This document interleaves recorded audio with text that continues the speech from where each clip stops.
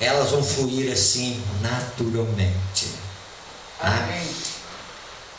Nesse período vai ser o tempo de angústia para o povo de Deus. O pequeno tempo de angústia é para o povo de Deus. Quando surgiu o decreto dominical, vai cessar o carnaval? Os bares estarão fechados? Não. Os estádios estarão fechados? Não. A compra e venda estará fechada para eles? Os casamentos vão continuar? Os sinos vão bater do mesmo jeito? As firmas vão abrir do mesmo jeito?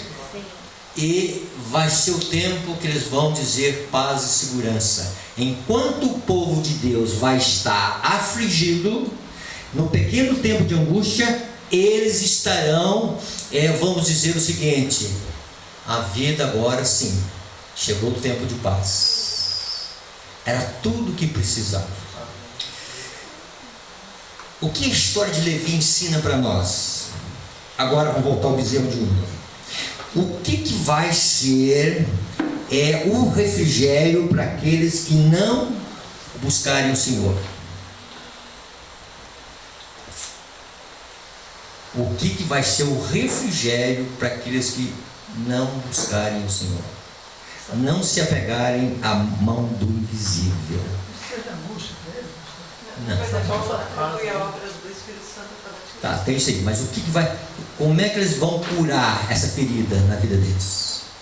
Vai ser na falsa fase. Quando você lê o texto, diz lá que eles vão fazer uma adoração ao bezerro. Que animação, irmãos. Arão tentou objetar, dizendo para eles não tirar, para eles tirar os adornos. E a irmã lá trabalha, que está mexendo com o orgulho deles. Nada. Levantaram de madrugada. Levantaram de madrugada. Amanhã vai ser festa ao Senhor.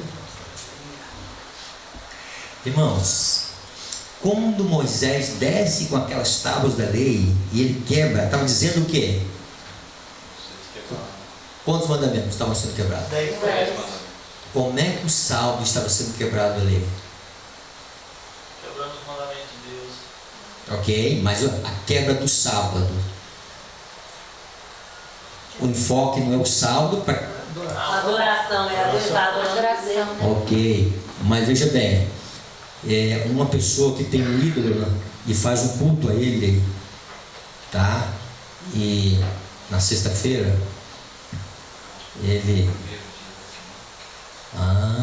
tudo indica ali que era o primeiro dia da semana. Amanhã será festa. O domingo, irmãos, a irmã White chama o domingo de um falso Deus, um ídolo. A gente pensa assim, vai aparecer um bezerro. Não vai aparecer um bezerro assim, tá? E de onde vem essa questão do domingo? Não é uma mistura do paganismo com o cristianismo? Sim. Não pegou uma ideia? Onde que tivesse a ideia de santificar um dia? Do cristianismo? Da palavra de Deus? Sim. Adoração ao sol. E essa ideia do primeiro dia, do dia do sol, se você fizer uma visão mais profunda desse bezerro, era a adoração do sol. Os egípcios adoravam o sol, eles faziam suas pirâmides e eles tinham abertura na pirâmide, e essa pirâmide, elas tinham direção às janelas para o sol. Por quê? Se o sol entrasse, aquelas múmias que existiam ali, existem ainda, não sei, e aí o que acontece? Dava vida aos mortos. Não foi essa a proposta de Constantino? É um Deus. Sim. Os deuses modernos são personificados de uma forma diferente. Tá? Como é que o povo de Deus vai curar, quando digo o povo de Deus, aqueles que não se renderem a Deus, que não tiverem na tribo de Levi? Vão procurar um refrigério numa festividade, a uma idolatria que tem os aplausos do Egito. Não foi essa a proposta deles? Se fizermos um bezerro de ouro, vamos adorar o Senhor, e se nós voltarmos para o Egito, vamos ser aceitos. sempre Israel, dentro da visão do deserto, está querendo voltar para o Egito. Veja lá os espias, quando eles encontram uma dificuldade, um paredão pela frente lá, os 10 espias apresentam para eles: ó, vamos levantar um capitão, vamos voltar para o Egito. De onde vem a santificação do domingo? Egito. Não veio na palavra de Deus. E por que essa expressão, onde está o teu Deus? Porque vai ser nessa época em que aquilo que nós vimos ontem, no Apocalipse 13, de 9 até o 18, que diz lá que opera grandes sinais, que até maneiro fogo faz descer do céu, vai ser o período em que Penina vai dizer: olha, tenho bênçãos, tenho frutos. Aliás, irmãos, o mundo religioso faz uma confusão tremenda entre frutos e dons. Dons espirituais são dons do Espírito. Frutos são manifestações do caráter em nossa vida. Quando você olha dentro do santuário, o candelabro, você vai ver que ali, de um lado havia amêndoas e flores. Isto vai simbolizar frutos e dons. São 9 de cada lado. São 9 os dons espirituais. Tem os dons naturais e tem os dons espirituais. Os dons espirituais, Deus não vai cobrar nada de nós. Porque é o Espírito Santo que vai capacitar 100%. E vão ser dons temporários. Quando os frutos do Espírito aparecer em nossa vida, na plenitude do Espírito, os dons espirituais vão se manifestar. Só que o mundo lá fora faz uma diferença ou uma dificuldade muito grande de entender fruto e dons. E quando eles chegam ali dentro do contexto de Mateus 7, que eles dizem, né, mas Senhor, nós não profetizamos em teu nome? Isso é fruto ou é dom? Dom. E aí é o seguinte: em teu nome não fizemos milagres? Fruto ou dom? Dom. Não expulsamos demônios? Fruto ou dom? Dom. Então eles dão a ênfase nos dons, mas não dão a ênfase no fruto. Se o fruto aparecer, tem os dons, porque Satanás não pode falsificar os frutos. Ele pode falsificar os dons. Ele não tem interesse de falsificar, porque não é impossível apresentar a característica da amabilidade de Cristo. Irmãos, o povo de Deus não deve usar açúcar. Mas preste bem atenção aqui: evitar o açúcar o máximo possível. Mas a nossa vida, nós precisamos apresentar a doçura do açúcar no trato com o ser humano. Às vezes nós não comemos açúcar, mas somos amargos, rudes, ásperos, vis, sensualidade vil. Aquilo que é áspero, irmãos, difere do que é o Espírito Santo que veio em forma corpórea, não de pomba, mas como uma pomba repousando sobre o nosso Senhor Jesus. Aquilo estava representando a amabilidade do caráter de Cristo. Precisamos imitar a Jesus. Nós vamos falar um pouquinho amanhã da contemplação. O que é a contemplação? Por que está aquele texto lá, contemplamos o Senhor? Então, percebe, irmãos, dentro dessa visão, aí veja bem, e quando aqueles que não estarão na tribo de Levi, como sacerdote do Senhor, eles estarão tendo um falso refrigério. E esse falso refrigério, diz lá no texto bíblico de Êxodo, no capítulo 32, amanhã é festa ao Senhor, vamos nos divertir. E a irmã White, poucas coisas ela explicou dentro do contexto da língua original, mas esse texto, essa palavra divertir, ela fez questão de dizer o que significa literalmente. E ela diz o seguinte: divertir como? E ela diz 3 coisas: salto, dança e cânticos. Salmo. Popular. Então, ideia. Não estou fazendo aqui sermão sobre adoração, sobre música, não tem nada disso aqui, tá? Mas preste bem atenção aqui. Ninguém dança da noite para o dia.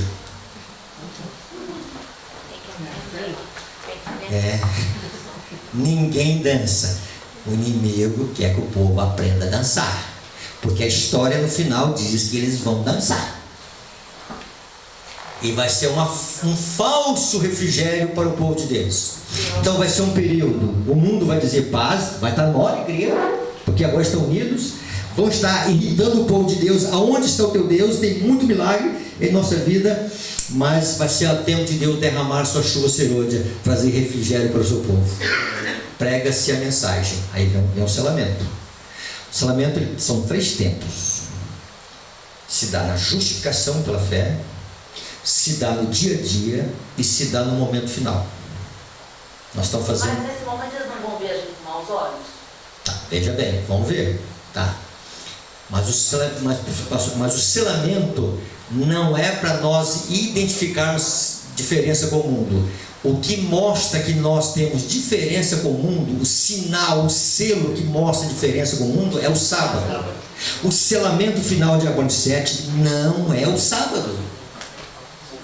O que mostra, então veja bem, o selamento, o anjo vem e ele tem o selo de Deus. Quem tem o anjo é o selo de Deus. Apocalipse 7:2. Ele tem para quê? Para dar quem não tem. Nesse tempo o povo de Deus não vai ter o sábado. Muito pelo contrário. Neste momento o sábado vai estar numa dimensão. Ontem nós falamos sobre isso. A chuva serôdia trará uma dimensão muito além para o povo de Deus do sábado. A visão que nós temos do sábado hoje é desse tamanhozinho assim, ó. Na chuva serôdia vai fazer assim, na eternidade vai fazer assim, ó. Então é uma visão, é um conhecimento da santidade do sábado progressivo. E aí veja bem, então o selamento não é para trazer o sábado para o povo de Deus. O selamento é para o povo de Deus ter uma marca que a irmã Watt diz que o anjo vai olhar para essa testa do selado e vai dizer: este é de Deus. Não caia nenhum, perdão, os ventos são soltos por Satanás. E o selamento é para proteger o povo de Deus. E para que serve o refrigério? Dá força para a gente suportar o vento. No tempo de angústia. Está certo? Sua resposta. E o que mais? Para revestir o povo de justiça. Cristo é justiça. E Deus vai olhar do santuário, lá de cima, e vai olhar aqui para a terra. Isso aqui vai estar um caos. Os ventos soltos, a porta da graça fechada. Aí sim, começa o tempo de angústia para todo mundo. Cada um vai viver a sua esfera de angústia. Os apostatados vão ver aonde erraram. E diz lá que correrão de um lado para o outro procurando a palavra de Deus, não acharão. Cadê aquelas mensagens de advertência? Vão ter sede de sermão que despertam. Nesse momento a fonte vai estar seca. E a sede da palavra de Deus é tão grande que a Bíblia coloca isso numa linguagem jovem desmaiando de sede. Porque veja bem, velho passa mais sem água. Jovem tem mais necessidade de comer, tem mais necessidade de beber água. E lá diz que jovens vão se desmaiar de sede, querendo a palavra de Deus. Então, irmãos, o povo de Deus vai estar cheio do poder do Espírito Santo antes do tempo de angústia. Os ímpios, numa falsa e paz segurança. Os apostatados, junto com os ímpios na adoração. E aí fecha o porta da graça e começa o tempo de angústia. Aí a coisa pega. A angústia do povo de Deus, o que vai estar em jogo não é medo de perder a salvação, é honra a Deus. Essa vai ser a angústia do povo de Deus. O que Deus poderia ter sido manchado o seu caráter na vida deles? E diz lá, um grande conflito, que eles vão tentar lembrar dos seus pecados, mas não mais vem a memória. Deletou. antes de fechar, na expiação dos pecados, ou na remoção dos pecados do santuário. Já falamos isso da última vez. Os pecados serão apagados dos registros celestiais, mas serão apagados da mente também. Lá no grande conflito diz que eles não serão lembrados no tempo de angústia. Satanás vai tentar Trazê-los à lembrança. O medo deles vai ser aonde que eu errei, que eu poderia desonrar o nome de Deus. Que pecado. E lá elas falam que eles não terão faltas para confessar. Queridos irmãos, Ela fala que tiver uma nova, tá. vai perecer. A última coisa para nós terminarmos essa questão do sacerdócio, depois nós vamos amanhã abranger a comunhão dentro do santuário.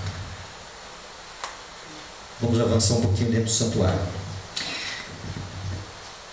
No livro de Apocalipse capítulo 7, verso 9. Esse dia eu estava pregando num lugar aí longe e alguém me interrompeu e eu dei oportunidade também para interromper. Pode para interromper mesmo? E aí ele me fez uma colocação lá e quando aparece esse estudo de Apocalipse 7, 9, dá uma confusão tremenda. Mas tem uns detalhes aqui.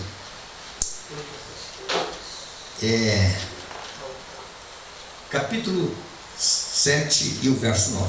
João está vendo uma grande multidão diante do trono de Deus e nessa visão ele apresenta o seguinte. Capítulo 7 e o verso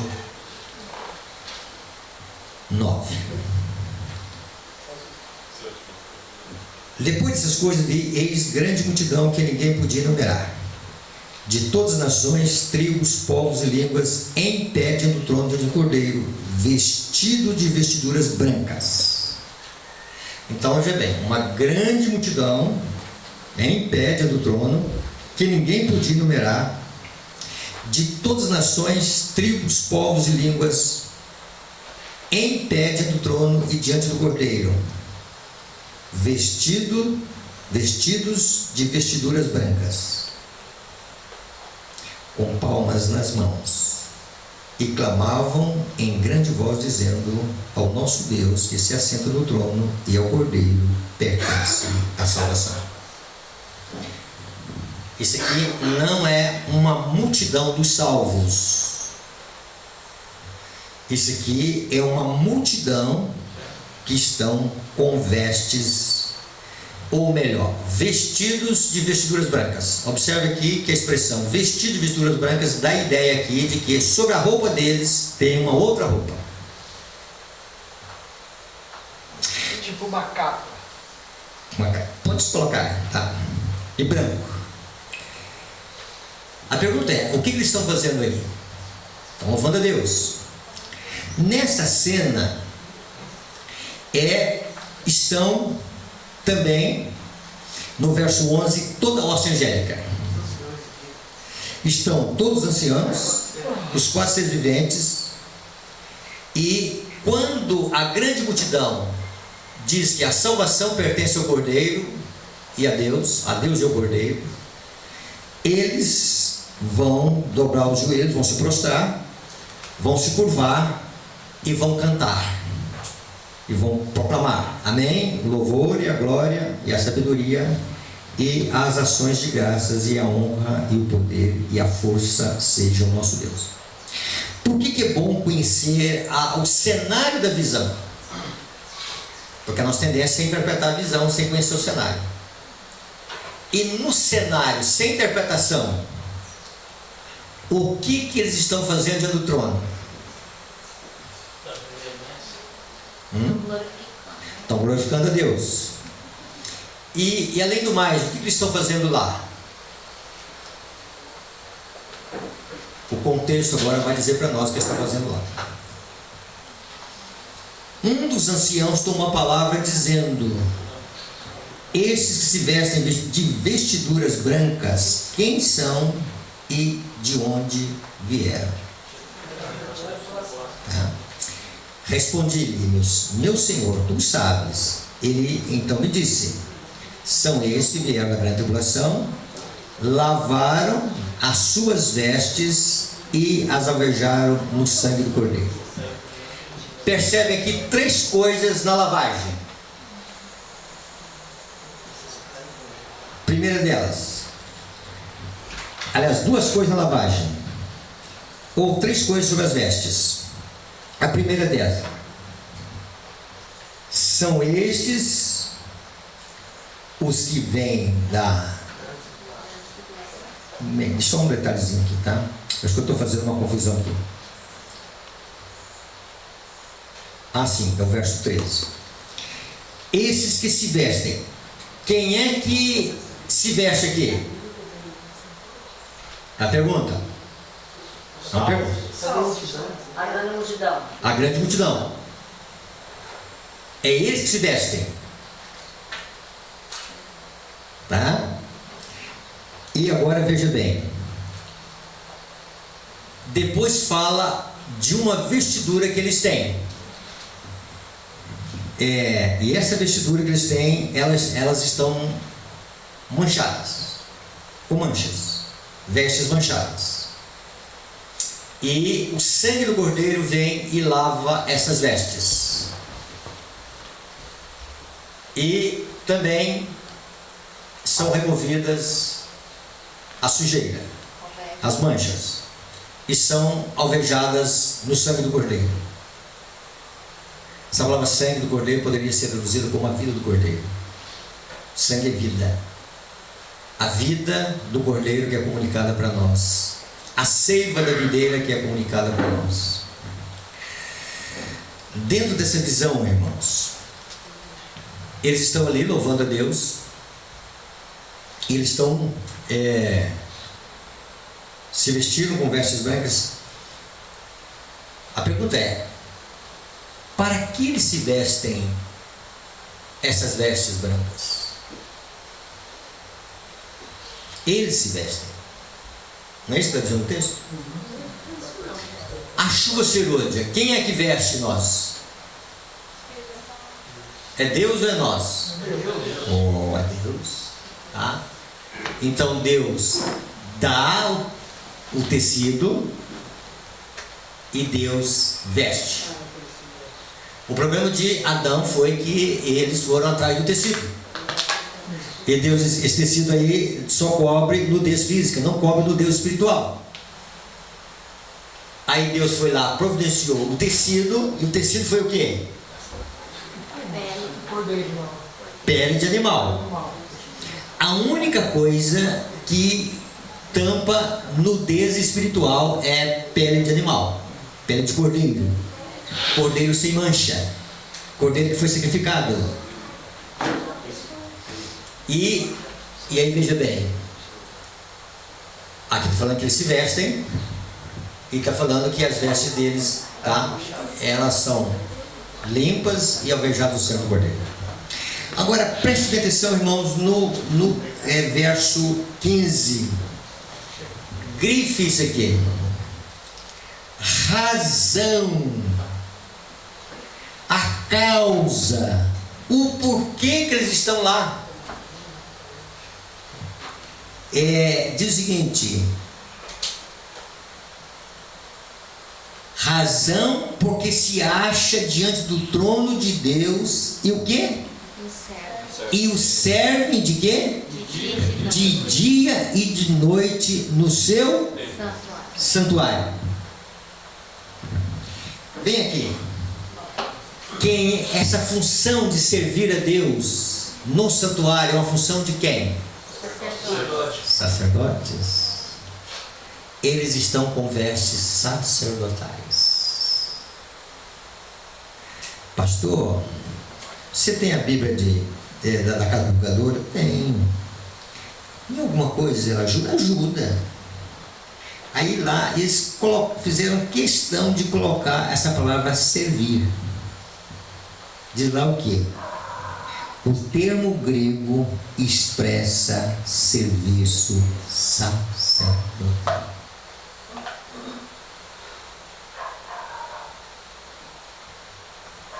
Então, Apocalipse 7 são sacerdotes diante do trono, servindo de dia e de noite. Olha lá. E aí eu fiquei pensando isso na minha vida. Eu não posso queixar da vida. Pastor, Só terminar o raciocínio, eu vou. eu já perdi meu. Eu não estou conseguindo. É Ok. muito tempo, não estou conseguindo mais. Ok, vou só terminar essa historinha aqui e vou fazer uma oração final e vou dar a oportunidade para a gente conversar. Eu me considero financeiramente com excesso. Tem excesso. Eu tenho terra que eu não dou conta. Hoje eu não dou conta. Moro num lugar que, estou falando de coração, não trocaria minha casa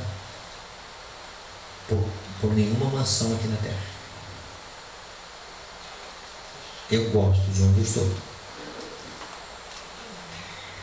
Uma das paixões que Deus me deu depois que fui para lá foi ir num pé de siriguela e ver a bichinha lá vermelhinha. Ai, irmãos, eu olho assim, Senhor.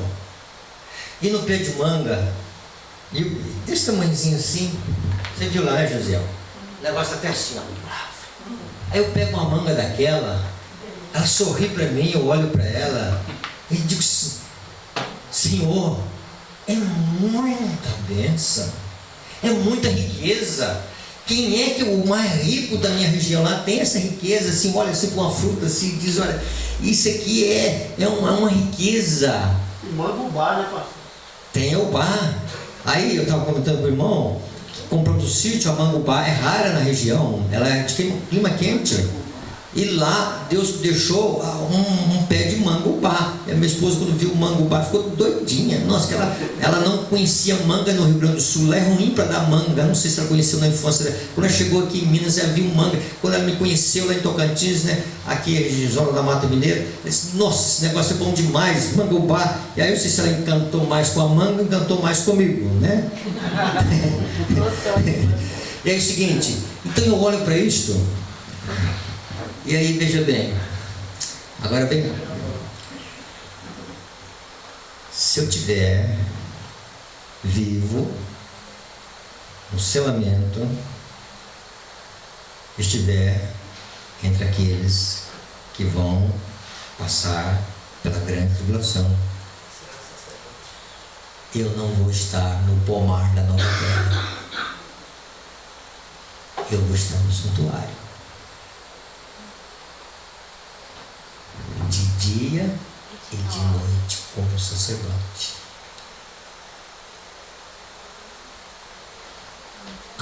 Aí alguém vai dizer, pastor, só quer dizer que vai ser prejuízo? Mas não está na presença de Jesus o tempo Tá. todo. Ellen White, ela teve uma visão. E nessa visão, ela, de Deus até onde ela pôde suportar, ela sentiu um excelente peso de regozijo que não dá para explicar. Os sacerdotes, o que vai atrair para eles na nova terra, não vai ser os frutos lá sem bicho, não vai ser as coisas lá sem agrotóxico. Os sacerdotes vão estar ali próximo da glória de Deus, vestidos com vestes sacerdotais. Às vezes não comer também, né, pastor? Sim, sei, entendeu? Uma coisa eu sei, eles, é o seguinte, eles vão estar servindo a Deus, e eles não vão querer, como Maria, sair da presença de Deus. Irmãos, isso para mim está sendo assim, tremendo, tá? Ficar parado aos pés de Jesus, de dia e de noite. Irmãos, estudo em Apocalipse 7, uma visão do sacerdócio, na visão dos selados, na visão da eternidade. Que Deus nos abençoe. Amém? Amém. Vamos lá. Que pergunta o senhor talvez não respondi?